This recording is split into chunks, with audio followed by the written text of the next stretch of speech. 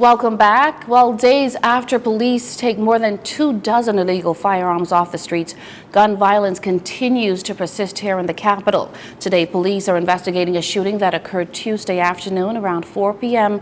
in the area of Wilton Street near Montrose Avenue. According to preliminary reports, the victim and two other passengers were in a silver Toyota Passo when a blue Honda Fit pulled alongside them. A male wearing all black and armed with a black and brown firearm opened fire on the vehicle, injuring the victim's right hand. However, none of the other passengers were injured. The suspects attempted to flee the scene but crashed into a fence, then fled on foot on East Wilton Street. The suspect's vehicle, believed to be stolen, was recovered, and police continue their search for the shooters. A 23-year-old American national on Harbor Island required medical attention on Wednesday, July 2nd, 2025, after he got into an altercation with another foreigner, all about a golf cart, shortly before 2 a.m. Officers on Harbor Island were alerted to an earlier incident involving two males of foreign nationality. One of the males sustained injuries to his face and head, was examined by a local doctor, and was then airlifted to New Providence for further medical care. His current condition is unknown.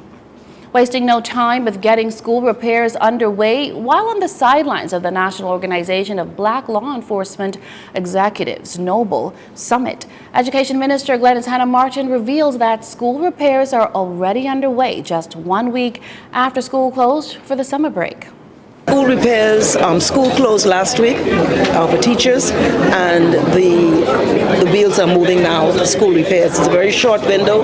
We're looking at classroom block construction in Agua, San Salvador, Cat Island, Abaco, and so it's very aggressive agenda, and so all hands on deck, no vacation for nobody. We got to keep working to make sure we meet these timelines. In the past, school repairs would begin just weeks before reopening in September. The current minister is looking to reverse that trend as best as possible.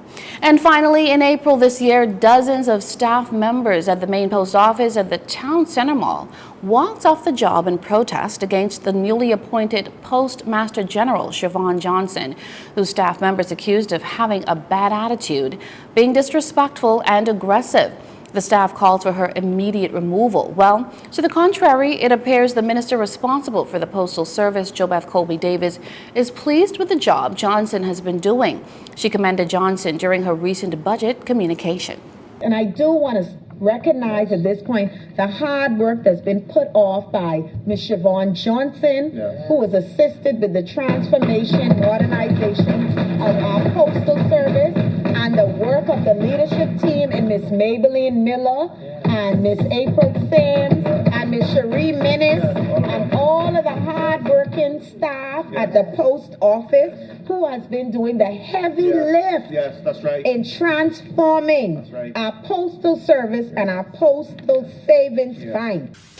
Following the protest in April, Johnson defended her position, stating that claims of disrespect and a toxic work environment were unfounded and stems from resistance to change among some of the staff. Some unionized staff members of the main post office have reportedly requested a transfer or threatened to retire if Johnson was not removed. Well, that'll do it for your JCN News this evening. I'm Adama Williams. Enjoy the rest of your night. This segment of the news has been brought to you by Sun Oil Limited.